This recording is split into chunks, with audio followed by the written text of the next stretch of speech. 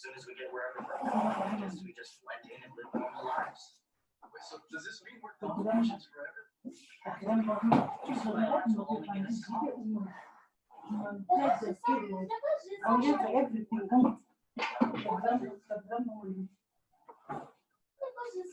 Chitangidza Plenty of girlfriends years ahead, you can figure it out. Yeah, and what are you gonna do besides go piano without these things on your seat? You can't shake the laws. Those things are built.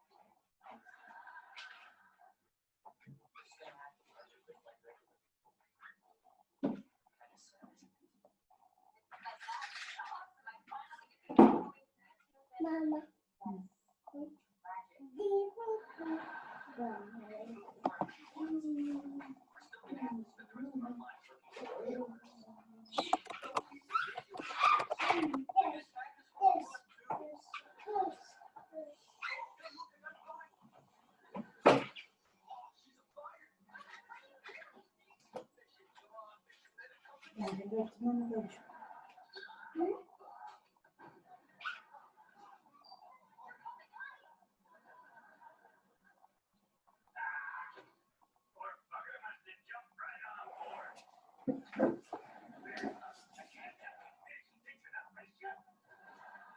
Ipo here zviya zvokuti hatikwanisi kutarisa kuti ndofunga maseasons mazhinji ukangobvunza kana mwana kuti kana titi season pfungwa dzavo vanomhanyira pawinter, summer, autumn nespring. Asi isu tichada kuona kuti kana tichitaura zveflourishing in all seasons, asi takatarisana netopic yamakandipa inotiyo entrepreneurial integrity and excellence. Kana ndikasanzikwa munogona ndofunga ndiye ndichiona pachat ndichaedza nepandinogona kuverenga ndichishandisawo chat zvakanaka kana pane chinenge chisiri kunzikwa pane zvandinenge ndichitaura. Theme-verse ndotenda tose tinoiziva sezvo yanga ichitaurwa nezvayo nguva yose inova Genesis 26 verse 1 to 13. Muchaona kuti patinenge tichibata nyaya ndichange ndichibata panapa magwara akawanda tinenge tichivhura, tinenge tichiedza kuonesana kuti munguva ino especially kana uri mwana weZimbabwe uchararama munyika ino tichinyanya kutarisa even vechidiki unozvibvunza kuti ko chii chandinokwanisa kusumudzirawo muupenyu hwangu nemaomero akaita zvinhu. Ndofunga ruzhinji rwedu ndingati haisi secret kuti upfumi hwenyika yeZimbabwe upfumi hwakaoma nguva ineyi, asi nyangwe zvinhu zvakaoma mubvunzo unouya ndewekuti zvinoreva titosarenda here nokuti zvinhu zviri kuratidza kuti zvakaoma. Ko isu semakristu tiri papi kana tichitarisa kuoma kwezvinhu? Tinomira kumachete here tongoti haiwa izvi zvinenge zviri matongerwo enyika vepolitics, hatina chatokwanisa kutaura, yatichangoita inyaya yekungochema hedu tichichema dambudziko rokuti chii zvinhu zvatoomera. So zvinhu zvondichaedza kubata ndofunga pandinenge ndichitaura zvinhu zvangu panapa. Saka patopic iri kuti entrepreneurial integrity and excellence ndofunga ndisati ndadzika nenyaya yangu ndakagarawo pasi ndikati tibatsirane. Ndofunga tichaedza nepatinogona kungotanga tadzikisana tichiwirirana kuti tiri kutaura nezvei, nokuti dzimwe nambo vatauri tinoita mistake yokumhanyira kungopinda mundima asi iwo usina kumbotora mukana wako wokuzwisisa kuti ngatifambe tese ndozvoteedza kutaura. Saka chekutanga ndakabata nyaya yaentrepreneur, ndofunga mukona pakanzi entrepreneurial. Saka takati isusu kana tichiti entrepreneur, chii chinonzi entrepreneur? Entrepreneur munhu anotanga bhizimisi achiziva kuti rine madambudziko uye richange rine mubayiro yatinoti reward kana kuti profit. Saka kana uchitanga bhizimisi haukwanisi kungomuka uchiti inini ndiri kuda kutanga bhizimisi iri chandakatarisira kugadzira mari, asi zvinouyawo zvakashata nebhizinesi iroro handinei nazvo. So pamuchingezi togona kuti an entrepreneur it's an individual who creates a business bearing most of the risks and enjoying most of the rewards. So ndofunga tisataenda kuri papo tichida kuzoona sezvo ichaita interaction I think tichataura zvakawanda kuti vangani vedu vangada kutanga bhizimisi vagotarisa yatingati reward asi kukanzi risk kana kuti matambudziko ari mubhizinesi anoti ina handisi comfortable nawo, kana kuti bhizinesi racho ungaritanga here rikaenda kure pasina risk. Thank you very much. Ndofunga muchaona kuti magwaro atichazovhura mubhaibheri zvimwe zvinhu zvatiri kutaura izvo hapana chinyuwani, kuda umwe anofunga kuti pakataurwa zvebhizinesi inyaya iri kure kure pachikristu. Vamwe vanotofunga kuti kana pakutaurwa zvebhizinesi vatendi pamwe tinofanira kutevera sure kune vanotaura zvemabhizinesi. Kana ndofunga mumagwaro edu muchaona patichavhura mavhesi akati nyaya dzemabhizinesi dzinotaurwa, ende mabhizinesi mene nemabhizinesi woman, kana chiri bhizinesi mene handirei munhurume chete asi munhu kana tichingoti mene aripo akawanda anotaurwa mubhizinesi. So ndofunga ndati entrepreneur munhu anotanga bhizinesi achitarisira mubayiro ungava profit asi achiziva kuti pane matambudziko atinoti risk muchingezi. Yes. Then ndada kudzika futi ndisati ndaenda kure kuti tionesane kuti iro vara rokuti entrepreneur, because topic iri kuti entrepreneurial integrity and excellence. Iro vara rokuti entrepreneur rinobvepi, chii chiri kunzi entrepreneur ichochi? Ndofunga vazhinji munoziva kuti kune chirudzi chainzi Latin, vamwe vanoti chadefunct, hachichiko, hakuna chanyaya kuchiona kana kuchirecognize. Word rekuti intre, ndofunga tiri kuti entrepreneur. Intre, the word intre pacharo rakazvimirira iro. Neword rekuti prentice ndo anoda kumbotanga ndadzika nawo kuti chii chinonzi entrepreneurship tisati tadzika neintegrity kana kuti zvinorevei kuti entrepreneurship. So tikati intre means to swim out. Saka imbotarisa kana uri munhu anofarira zvokudhigita kana kuti hautogoni kudhigita, unokwanisa here kuswima out? Unokwanisa here kuswima out? Unokwanisa here kudhigita uchibuda kumahombekombe erwizi? Saka muchaona kuti kana takutaura zveentrepreneurship harisi futi dambe rekuti unongomuka woti ndakuda kungo nokuti ndangonzwa kuda mari. Saka paya paunomuka uchiti uda kuita entrepreneur, pfungwa ngadzive dzine mari, mubayiro, dzigoita futi pfungwa dzine marisk, matambudziko aunosangana nawo. Ndofunga vazhinji munoziva kuti vazhinji vanonzi mabhizinesi anotangwa nevazhinji anoparara in the first 3 to 5 years. 3 to 5 years mabhizinesi mazhinji achitangwa ndopanokolapsa. Chikonzero chii? Wakapinda mubhizinesi une pfungwa yekuti indichandodai profit asi marisks hauna kumatarisa. Saka kuti uzokwanisa kuenderera mberi kana kusustaina zviri beyond makore wako zvinogona kukunetsa. So inyaya yekuita swim out, swim out. Then preneurship, prentice, which is to grasp or to understand. Tiri kuti kudi apa unokwanisa here kupinda mubhizinesi rausinga understand zvauri kuita. Ndonyaya inoda kubuda tisati taenda kure, tisati tatombodzika nechidzidzo chedu. So to swim out in that you can grasp or understand. So makeywords atinawo panapa swimming out, which means makava ariko makarwe arimo mudziva, you have to swim out. Then prentice, to grasp kana kuti to understand kana togona kucapture. Ndosaka uchiona uchiti ukapinda mubhizinesi rausinga understand ukapedza makore 2-3 usina chawabata waritanga bhizinesi, umwe anoora mwoyo obva abuda kuti handichazvikwanisa. Chikonzero chiri kuita kuti uore mwoyo usazvikwanisa ndechekuti uri kubvuma iwewe kuti handisi ready, kana kuti hausi kuunderstand, hausi kunzwisisa zvauri kuita. Ndambodza kuchinzi volume inokwanisa kuita kukwira here, yakwira here volume? Aiwa, ichiri right. Ndaona panzi volume inokwanisa kukwira here tikati tifambirane tichiona ipapo. Saka volume iri right hai.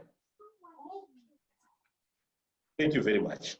Saka ndofunga chokutanga tataura kuti kana tichiti entrepreneurship tiri kutaura nezvei, nokuti kazhinji kwatinongozonzwa tichiverenga tinongonzwa kuti kune entrepreneur akatanga business.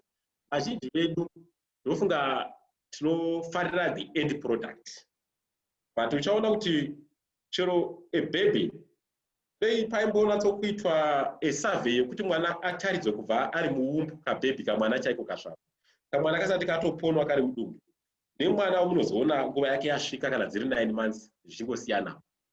Uchaona kuti ukaona mwana ari 3 months ari mudumbu, pamwe hazvisi as attractive as you would want to see mwana ane 9 months.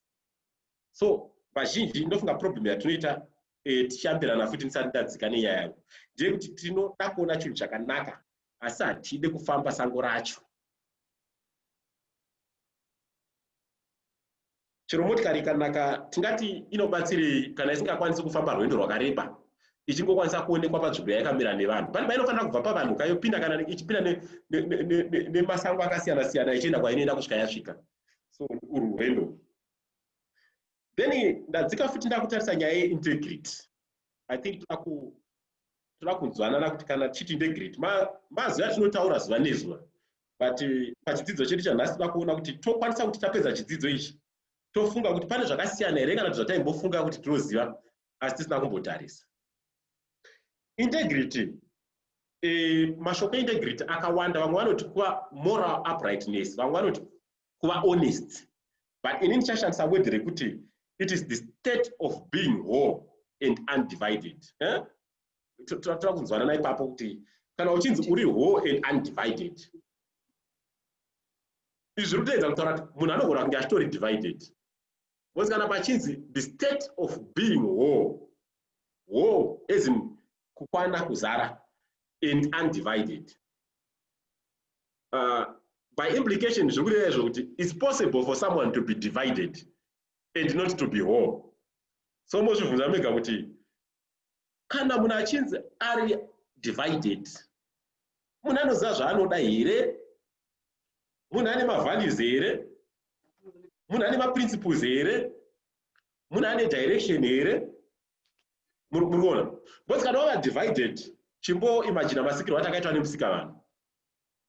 Une musoro, une makumbo, une maoko.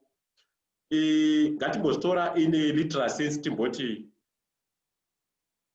gumbo roda kuenda kwaro, ruoko ruri kuramba ruchikudhonzera kusure, hauna kwaunomuvha uchiendazve.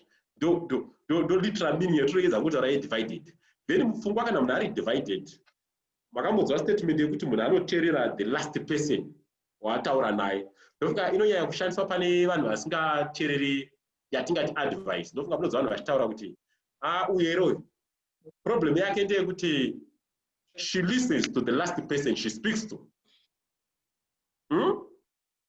Which means yangu wakaita advice yevanhu zana vanouya muupenyu hwako, unogona kunge uri divided to the extent yekuti unochuza kana ukachuza zvaunoda kunzwa iwewe usingachuzi zvakakunakira iwewe kana zvakanakira society, then kuva divided. Saka integrity titoti hapana. Ndofunga hatinyanyi kuwara ipapo, regai tidzike zvedu. Inyaya yeintegrity yandanga tingobata ichi. Then excellence. Vana mama makati mimi topic entrepreneurial integrity and excellence. So those are kufamba nazvo tichiti kana takuti excellence chi? Excellence here is the quality of being outstanding and extremely good. You need to be, at the end of the day, chimwe chinogona kubudisa prominence. Unoziva chinhu chakanaka unoti mukaka uri kwemunyu. But kana takutaura excellence, ndofunga patiri kuita chidzidzo chedu ngati understand kuti that state of being outstanding, which means mashoko ekuti mediocre, average, not impressive, they won't apply. Hatikwanisi kupinza shoko rekuti is it possible for you to have integrity and not to be outstanding or excellent? Inini I'm going to say no.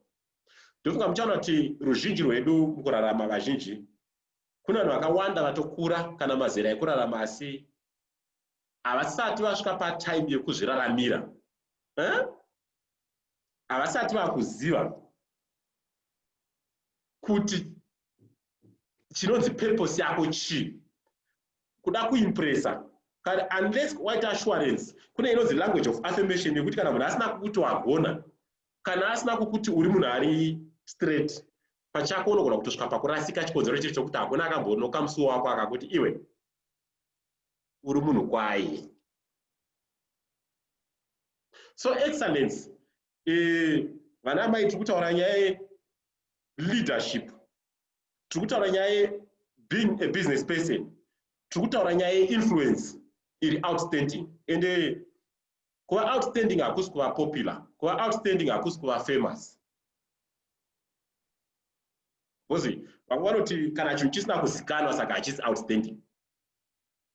Ndofunga muchaona takudzika uchaona kuti as a family head ndofara zvikuru kuti panapa tiri kutaura nanamai ende hakuna ndiri munhu akabva mudumbu maamai ende ndinoziva kuti mumba hakuna munhu ane power kana kuti influence inodarika yaamai. Togona kunyora mabhuku tichitsvaka zvedu kuti baba chichi but aiwa simba rose rinotongova pana amai zvokuti kana uchida kutongoona kuti hauna kurongeka uri murume ndofunga chingopoza that reality yelife ndoponozoona kuti ndaifunga kuti ndine power.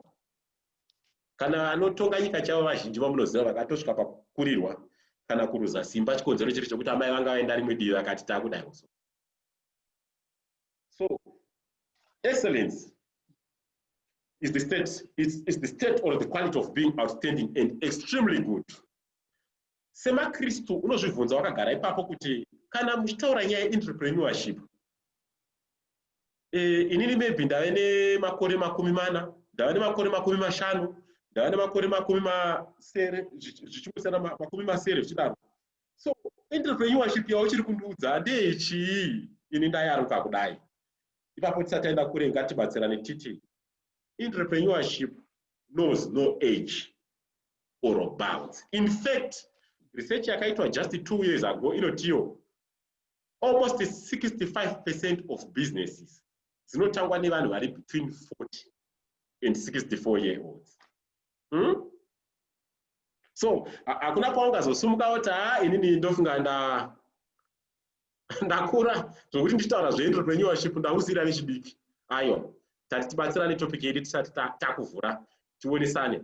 Ndofunga mukatarisa one of the biggest companies ine mbiri yechikafu inonzi KFC. Ukatarisa anonzi Colonel Sanders akatanga company iyoyo.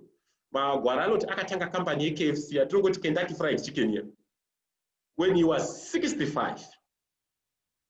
But look at the legacy which he left. So haukwanisi kuti inini I'm too old to start a business. Because when you're a proper business person, you don't start a business for yourself. It's for the generations to come. Ukaona une musoro kuti ndoda kutanga business rokuti ndapedza kuritanga ndichaita mari yokuti ndichaenda kunotenga hembe dzandinoda, ndoita mari yokuti ndonotenga mota yandinoda, haunenge usati wasvika pakuva business person, unenge uchiri neemployee mindset. Because vashandi tisinoti kana tasvika pabasa pacontract chandotanga kubvunza imotikari yamunondipa. But kana wakuti I want to be an entrepreneur, you look at kamzukuru kemzukuru ako ndokwawakutoimpacta mulife. Yes. So my presentation mabatira ndichataura nyaya yeintegrity, ndozobata nyaya yeexcellence kuti how do we as Christians, is it possible to achieve integrity? Because kune vazhinji vamunonzwa vachinzi maybe you are looking up to them, wongonzwa kuti atosungwa corruption azodai. So semutendi unozvibvunza kuti so is it possible to live a proper, smart, clean life usingabati-bati? Indinoti zvinogoneka. Ukatarisa kune munhu anondishungurudza zvikuru ukabata murume anonzi Saul. Saul munhu wokuti kana magwaro anobvuma kuti he lacked integrity. Ukatoona tingati ukaona the downfall of Saul, it had more to do with integrity than anything. In other words, hazvina basa mulife kuti waraiza kusvika palevel ipi. Unogona kusumuka kusvika pane certain higher level kana pacareer kana pachigaro chemuchechi kana pachigaro chemumba. But for you to stay there, it requires integrity. So it's not enough for your opportunity to come. Unogona kuraiza kusvika pese paunoda zvonorota zvese, but as long as your rise is not supported by integrity, you will see the pinnacle of success yaunoita haikwanisi kusupport. Ndofunga mukaverenga mapepa right now dzimwe nyaya dziri mumakoti dzokuti haukwanisi unonga munoziva kuti magweta chavanokudzai kana ari pano paconference as we speak kuti hatitaure nyaya dziri mukoti vanoti nzvimbo dziri subjudice as hatizive zvichabuda but kune vanogona kupomerwa mhosva ndofunga nenyaya dzepolitics. Politics hatizive kuti uri mukristu wakatendeuka kana kuti hauna. Ndofunga unotoona kuti Jesus Christ chaiye achitotanga kuuya panyika politics dzakatotanga chaiko kutoti kune vakatongobhilivha. Ndofunga vamwe vachitobhilivha chaiko kuti John, vamwe vaida kutoziva John, vamwe vaitoprefera dei John ari Kristu auya chero anga ari waymaker. But politics, no matter how good you are, kune vamwe vanongobhilivha kuti no, you should not be the one or you are not good enough.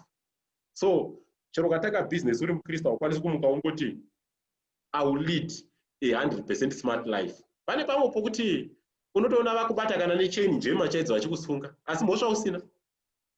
Kana Kristu akafira isusu nedzimwe nyaya dzokuti unoshaura kuti yanga iri nyaya hapana chaitaurwa. Nyaya yekunzwa zvitiwe uri mambo yakasungisa yakaurayisa yakabatisa chikristu.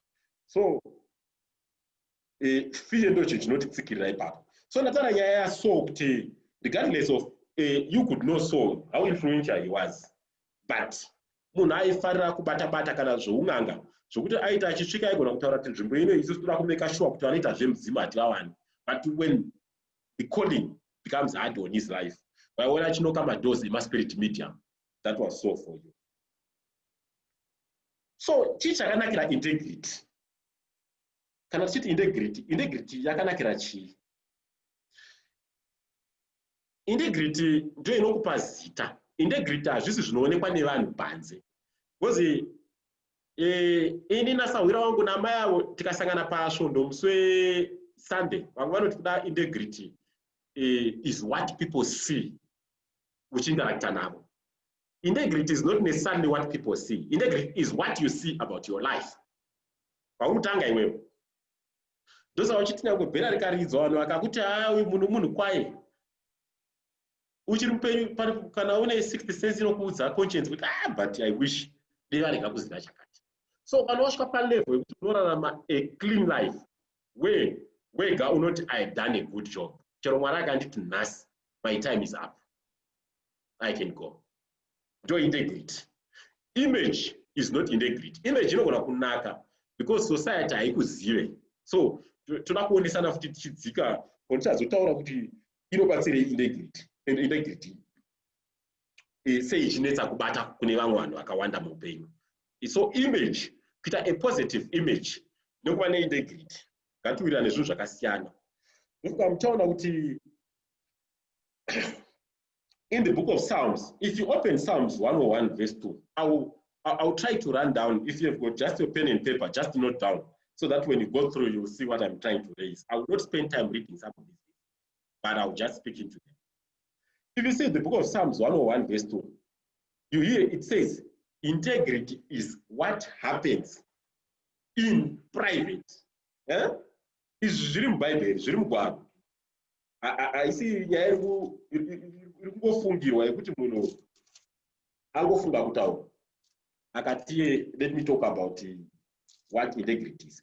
I'm opening Psalms 101. Let me read from verse 2. It's a Psalm of David, as you know, the book of Psalms. I'll be careful to live a blameless life. When will you come to my aid? I will lead a life of integrity in my home. You can mark that. I will lead a life of integrity in my home.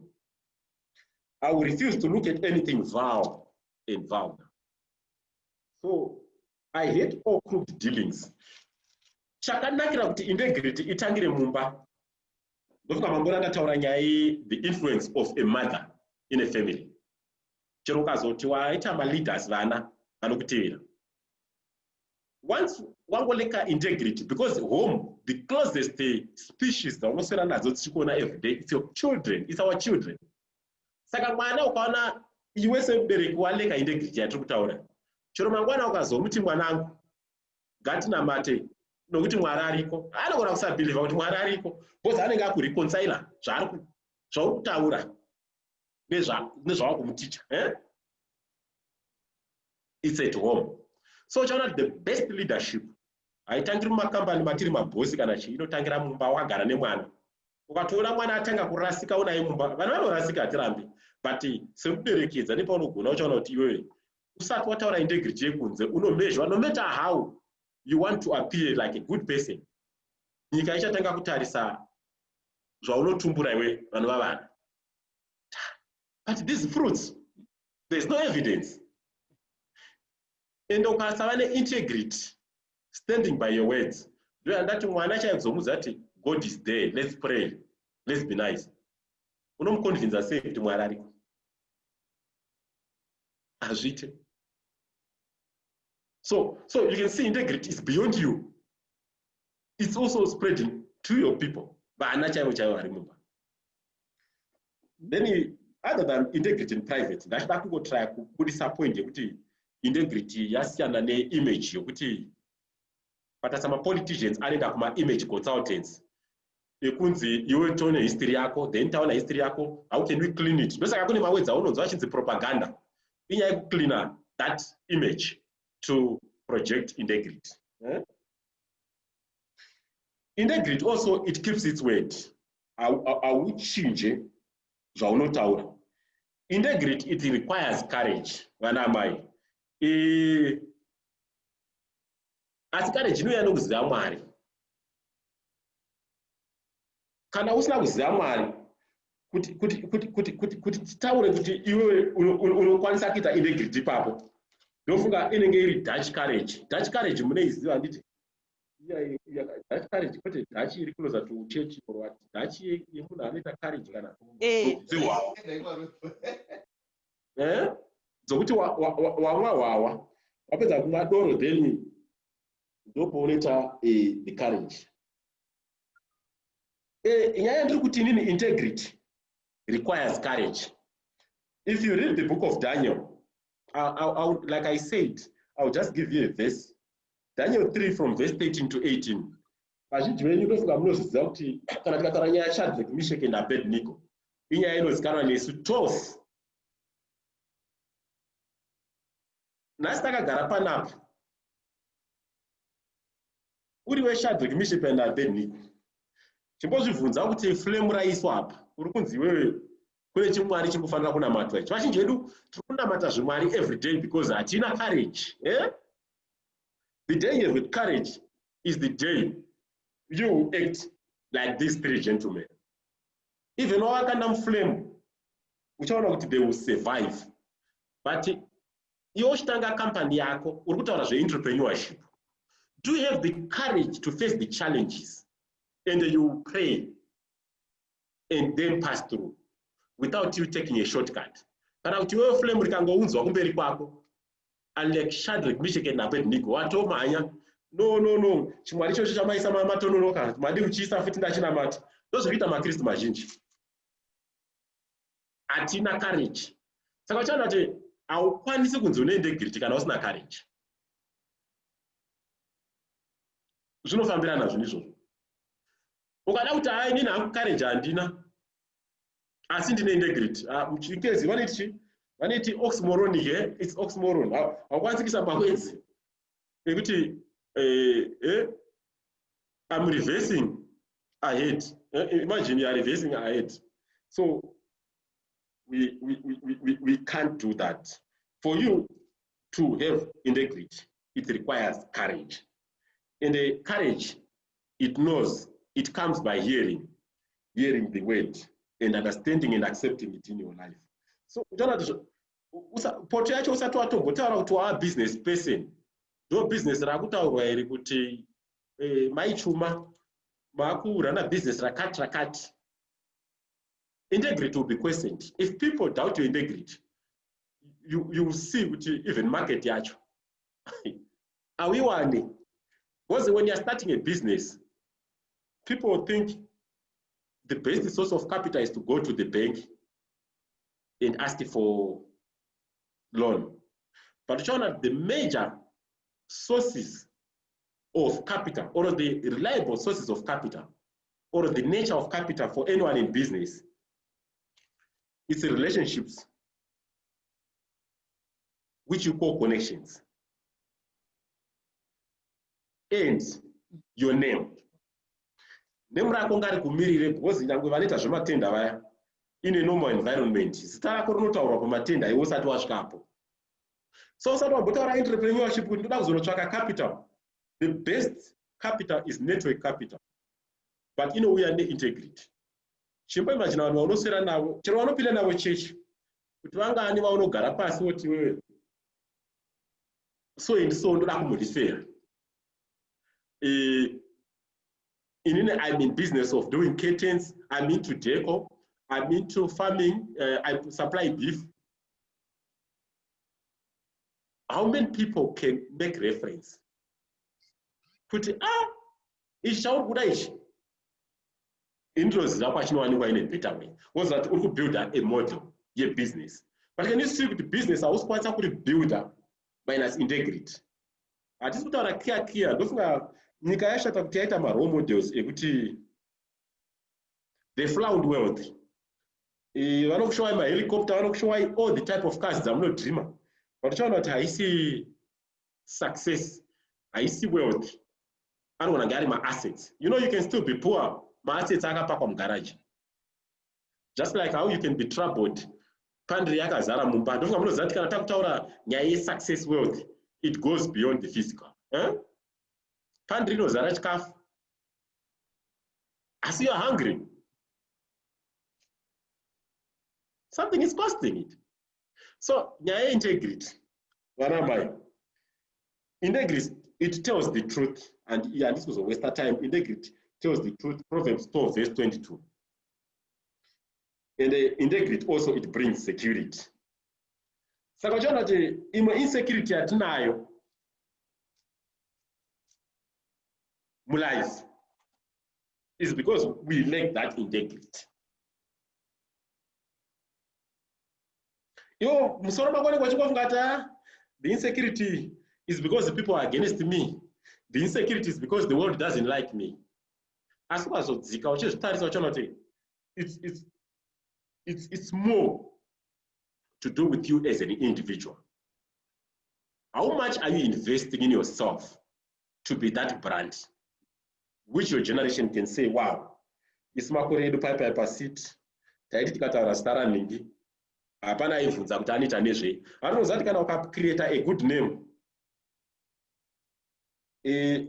chero kunzi professor hazvisiri necessary, chero kunzi doctor, chero kunzi unongoshedzwa zita rako. Kana uri vantu zirebwa tikangoti vandudzai, people should know kuti uyu bantu ndiani. Ukaona ndakutoda kunzi Mr. Mrs. zita pacharo, ndofunga munoziva vanhu vakaita kuti ukati Nelson Mandela, makamuza munhu achiti Mr. Nelson Mandela kana kuti say Nelson Mandela. It's a good name. Aribi prefix. Then ndofunga maona ndabata nyaya yekuti integrity it happens in private first.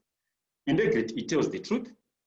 Integrity, it keeps its word. Hauchinje zvaunotaura to suit certain types of people. Because kuchinja ndofunga munoziva kuti vazhinji vedu neeconomy yakaoma tinotozosvika pakuleka integrity vamwe vedu ukanzwa pane joku rinoitwa nevanhu kunyanya kuBotswana. Ukataura nematswana hanzi, ukataura nemuZimbabwe ukati naiwewe mota yangu haisi kumuka, anokuti ndozvo zvandogona, ndiri kuchikoro ndaita mechanics. Womushedza pamba pako kuti aite izvozvo. Hanzi uri papo ungoti mugodhi wangu mvura yadzika, kuti izvo ndozvo ndonatsotogona. Izvi zvemota ndogona kumbosiya ndozoita masikati. Uchibva ipapo. So you see kuti sometimes because you are not a man, you are not a person of your words, everything you claim to, you can't be a jack of all trades. Ndofunga muchaona kuti matarenda edu, kune murume anondibata zvikuru mubhuku anonzi Joseph.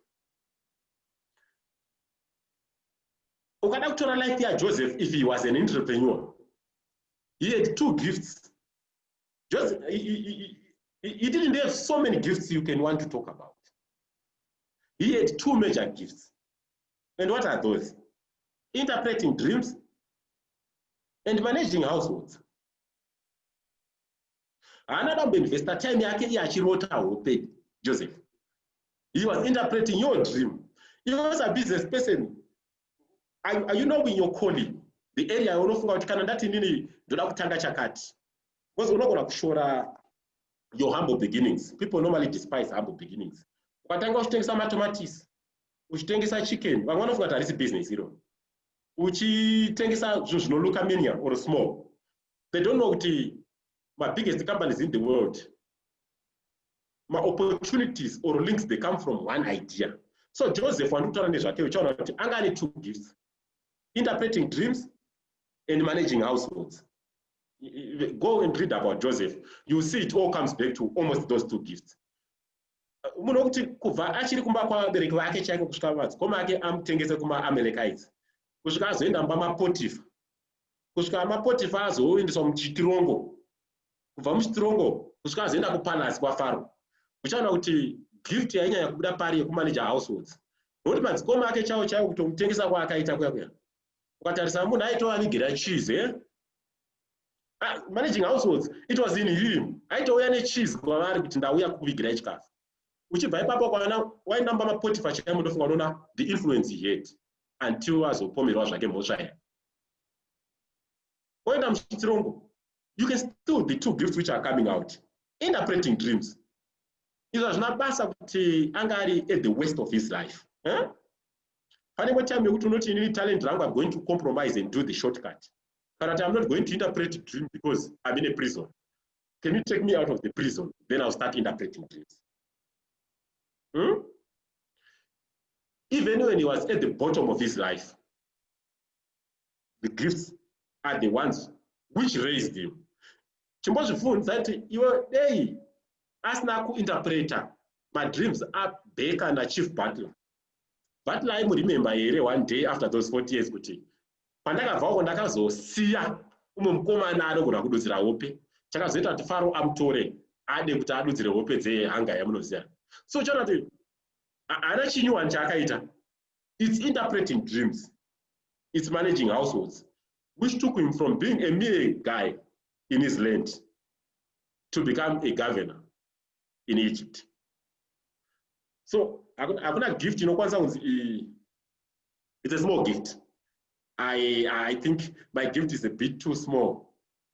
The reason why uchienda kubasa kwaunoenda kana uri mushandi, for example an employee usiri employer, vanokupa salary, vanhu kada kuzvibvunza kuti salary chii. Salary inongova barter trade yokuti mari yauri kuvapa iwewe hausipiziza mari yacho but uri kuvapa mari, because paunoenda uchinovapa simba rako nenjere dzako uri kuvapa mari. Asi kungoti kune vakagara pasi vakabvumirana kuti chinonzi mari chipepa, ibond note or i-US dollar, but mari ndofunga munoziva vazhinji venyu kuti mari haina kutanga iri notes and coins, yanga iri barter trade. Handiti ikuti waiti ukabva uku uyane mukaka uyane uchi ndo kutrada kwaita vanhu kare. So your gift, you already have the money. When God gave us that gift, already the entrepreneurial skill was there. But the biggest challenge at now is how do I realize or how do I recognize my gift? I think it's part of our learning today. But unenge une gift already kana unenge unayo mari yacho. So anachitanga business wonde yako haisi kuti how can I go and look for money? Ndokuti uchaona kuti chero ve-tax chaiwo vakuya kwauri vachikubvunza.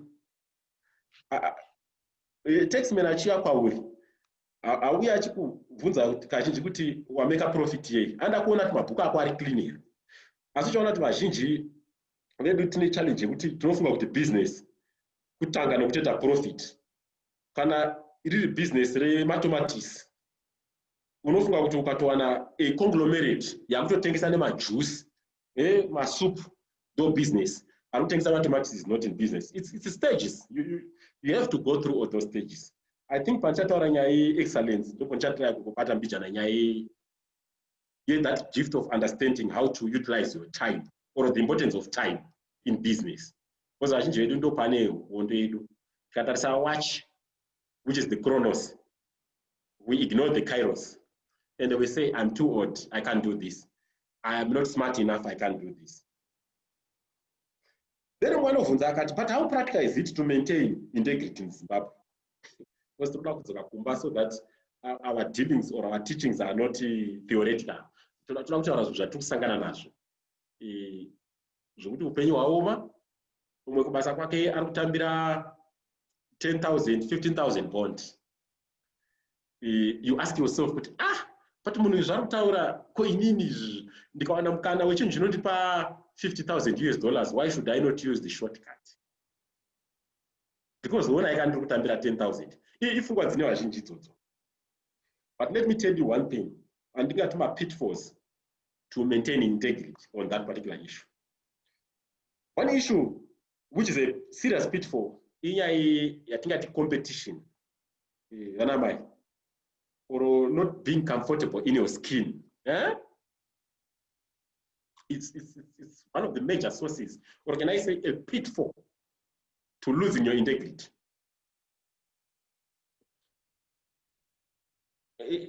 Until tasvika padhere kungowirirana kutoona life yedu yakasiyana. Mupenyu takasikwa ine way yekuti umwe munhu tikakwira bhazi tese right now muHarare tichienda kuBulawayo, tikangokwira bhazi tese nevanhu vasingazivi, kune vachaburikira muChegutu, vamwe muKwekwe, vamwe muGweru, vamwe ndivo vachasvika kuBulawayo. Ndozvakangofanana nesuccess kana ndozvakangofanana neevent business ratiri kutaura. But problem yatinoita ndeyekuti kana umwe atosvika paasvika kunova kuChegutu, umwe anonetseka kuti kuwagumira ipapo sei, koziva mumwe wekuti anofanira kuburukira paChegutu anobva adarikira unosvika kuBulawayo. Uchaona distance yaunokavha yawanda, but you pay more than you can afford. Because wanga usina capacity yekusvika kuBulawayo, but iwe musoro mako business mind yako ndeyekuti I just want to be big overnight. Imagine you want to grow overnight to own that business. So you will see kuti uchapeya price yekupinda muKwekwe, muGweru kusvika wasvika kuBulawayo. Chikodzero chichi choti hauna kuunderstand the business model. So asvika kuChegutu kana asvika, kuna mumwe atosvika ikoko, kune vanofanira kusvika kuBulawayo. Mapurpose akasiyana.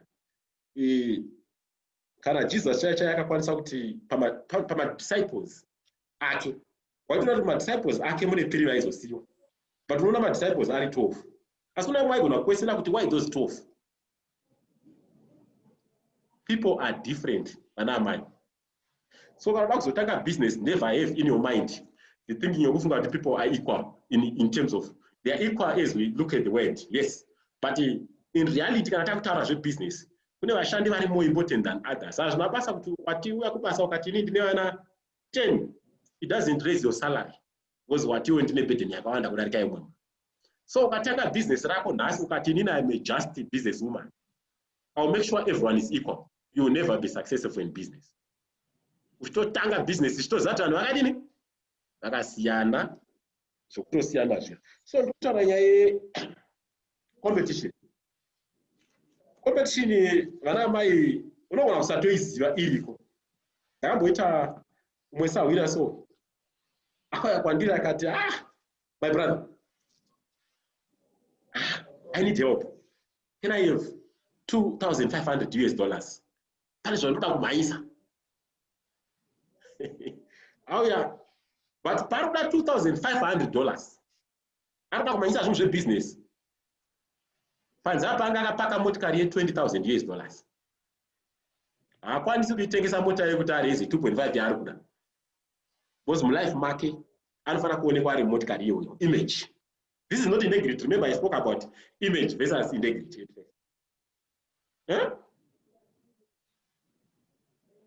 Akatokakarara zvake achitsvaka 2.5 yayo, but mota yake ichitinhira zvairi panze ye$20,000. If you are not willing to dispose some things you think you love, uchiri kubatirira kuti ichi handichidispose no matter what the kind of business. Uchiri mutheory. Ndofunga kungodzoka kuno kumusha chaiko makanzwa last time, is it Dr. Nigel Janakira? He came to church RCZ at one point when he said he had to sell his house to start a bank. But just think of it. If you are not sure of what you want to do, wherever you are, you might not be selling your house, but what is it that you are willing to sacrifice for your dream to go on? Even in a salary, are you able to take 50% of it and put it to business? Because you can still be working when you company away, but still become a businesswoman. I think business person are willing to savings.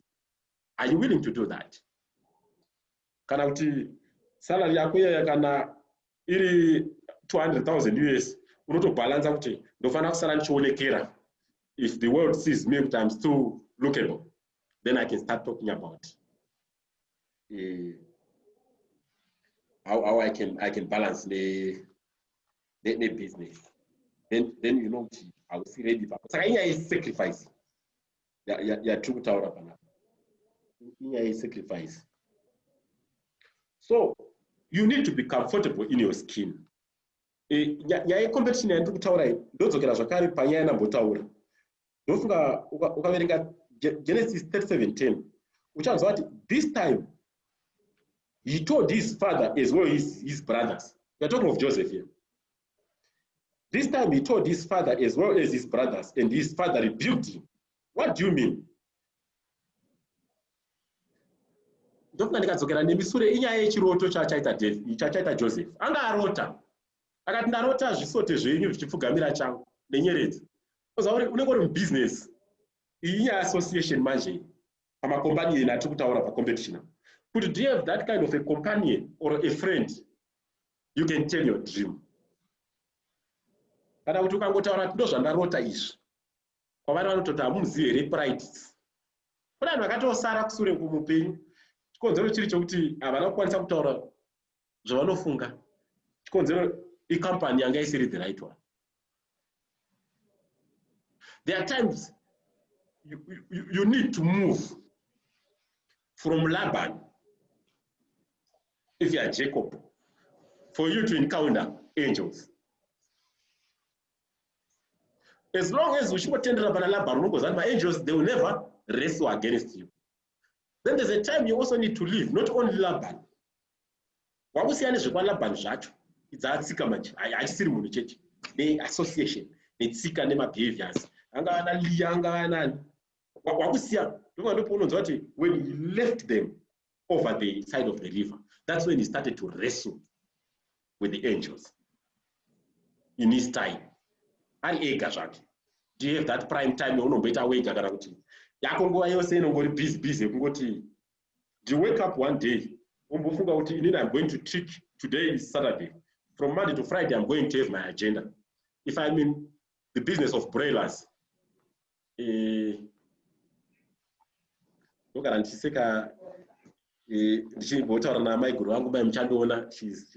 the business. I know the chicken.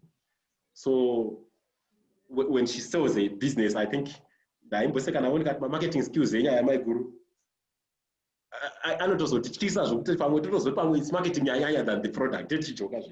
But what I'm trying to say is, unema scalable intentions are empty. Wataga business rakoni chicken 25. You write down the plan every morning. First 20 minutes, you pray. You ask yourself, what do I want to achieve? Mama, every day ukamuka uchitika zvawa planner from Monday to Friday. Unogona kushopa the lack of progress iri pauri as an individual. But ukasatika unogona kufunga kuti zviri normal. Because unenge uchicompete against vasinawo agenda. So you need that tick. Let me rush. I know time might not be on my side, but there are issues I still want to talk about. I'm not married, but I want to talk to you about my marriage complications. In other words, a partner can be that person who you sap or not tolerate the energy in you, which means uchaona kuna vanhu vokuti they could have gone farm life ndiyo vasina vanhu vasingavabhilivhi ende ukasabhilivhiwa nemunhu waunoswera naye from morning. Imagine it's your husband. Apa tina namai tikutaura nezvehusband hatingatauri nezvana baba hapo panapa kana kune vangoteererawo vangoita eavesdrop. Uri amai waita baba vasingabhilivhi in your dream. Just think of it. Kuti uri kuuya uchiti ini ndafunga kutanga business. But business randafunga kutanga richange richiita nezvakati. This is the person who should be the last person to believe in you. Ndiye anokudza kuti no. Business ndakaona kare amai kuti mune potential nayo. Kwete kuti unoita munhu wekuti anoti wadi kuzvisiya izvi ndezvana mai ningi. So zvimwe uchaona kuti it's the people who are around us who should make a difference to us. But tinoswera navo, but trust our. So that balance is needed.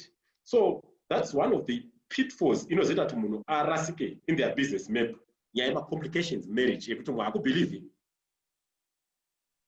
Unozandoinspire zvikuru nenyaya Barack Obama yekuti I used to argue with a lot of people prior to 2007 before he became the president of USA. I'm one of the few people I will tell you who never believed Obama would be a president. I would say, no, look, he's dark. He looks skinned. American presidents look big and they're white. That was mind. You know that's it can be very naive. But who is Obama? The past president of USA. As what happened, why I mentioned Obama. The my Obama, Michelle Obama, and she was earning more than Barack. In fact, I think in terms of profession, she was ahead. Because she became a lawyer before Obama was even knowing where law school is and all this. But Michelle akasiya basa rake raishanda a senior job to join a fellow, to join a husband, a black man, like here. Arurana for presidents. Vanga nedo angasiya for a partner. Andoda kurana for such uncharted territories. Akumana business. So I think zvino zvinofana kuti inspire. Imichifunga ati politics adzisi zvadzo politics. Zvinhu zviri kutoitika. So in your marriage, in your partner wako, anofana kukupa that energy. Your partner is like the fuel. You uti yangu motikari kana kasei kana isina fuel imuke. Mbona ungeona yakamira hapa mchingoti 6 cylinder. V6, you know, kana wanoziva mota yachi describe motikari. You see. Then another issue, which is also a pitfall. Utaona pitfalls to maintain integrity in our country in Zimbabwe right now. But issues are too grand now. Inyai yaningati impatience. Patience vazhinji. Let me just read something here by patience. If you read Genesis 25:32, you can just note it down. 25:32. You hear people, look, Jacob replied, all right, but trade me your birthright for it. Look, I'm dying of starvation, said Esau. What good is my birthright to me? Now, when I don't think it's a birthright, I should read it's true. Listen, you know, in life, never negotiate anything, even a contract in business when you are desperate. Ukada kuzongorora pamwe iso yanga asingatombodi kufa nenzara yaingori hanga imwe ine makaro anzi akusangogudzikana kaka. So that impatience ndio yakati ati atengese birthright is the same yekuti kana makambani chawo anotibatirira dzimwe nambo kuti unobuda unosumudza mashoda zochita I'm the MD, I'm the CEO of someone's vision. That's my story always to say, as long as you don't run your own dream, I would think we're going to CEO in any other company. But as long as you are not running your own vision, you're not to CEO it's on borrowed time. Imagine one wamunoziva wakawanda at 55, 60 vachiri ku either vari kutenderera nemaCV kana kuti ari kukudza ndiri kutsvaka zvokuita. Ana mai. Hakuna kana millionaire musvino kana kuti billionaire wandakamboona anoshandira munhu. Asi handisi kuti ngatibve kumabasa. Tose tiriko, but we need to get out of that.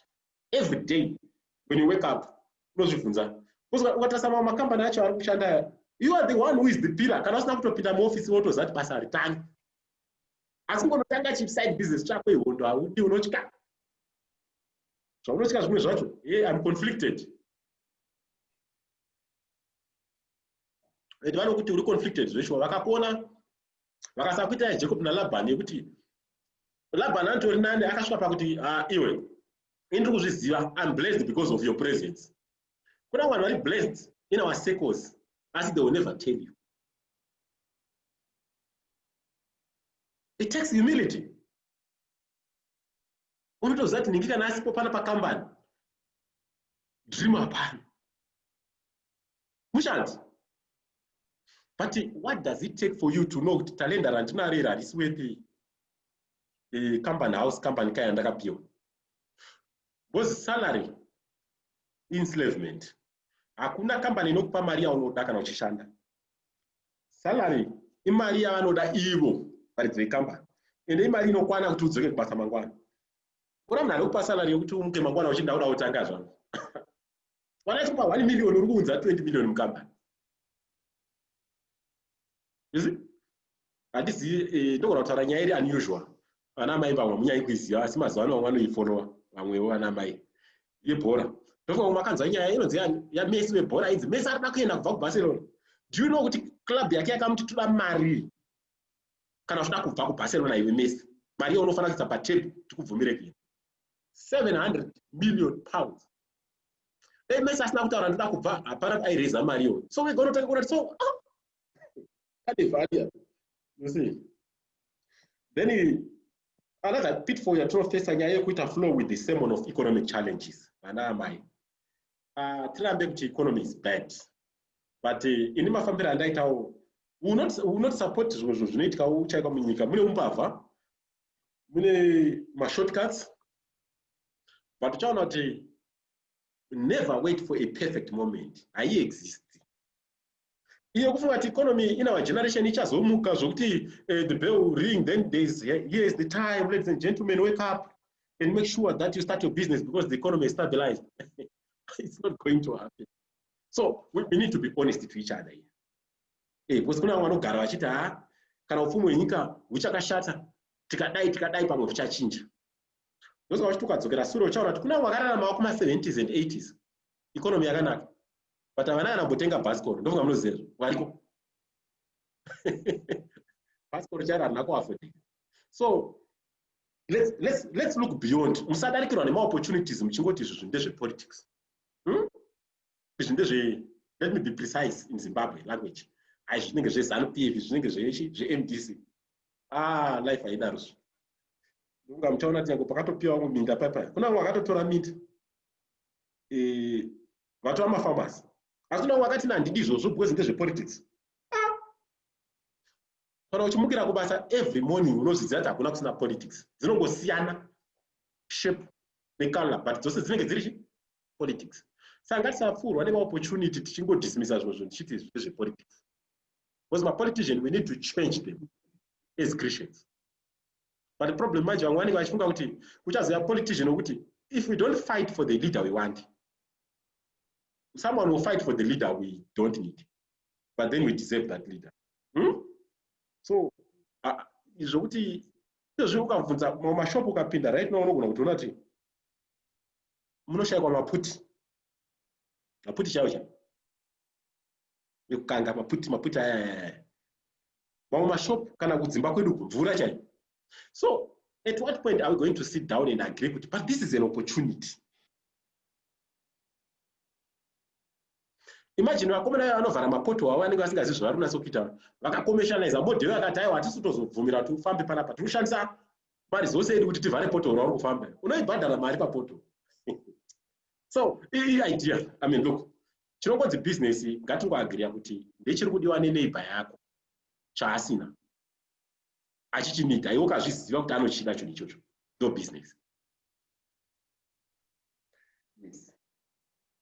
Then maybe as I conclude, let me just speak a bit on excellence. Topic, remember, tataura ya entrepreneurial integrity and excellence. Excellence is the quality of being outstanding and extremely good. Tichangotaura chinhu one about excellence. Chinoluka a bit remote kana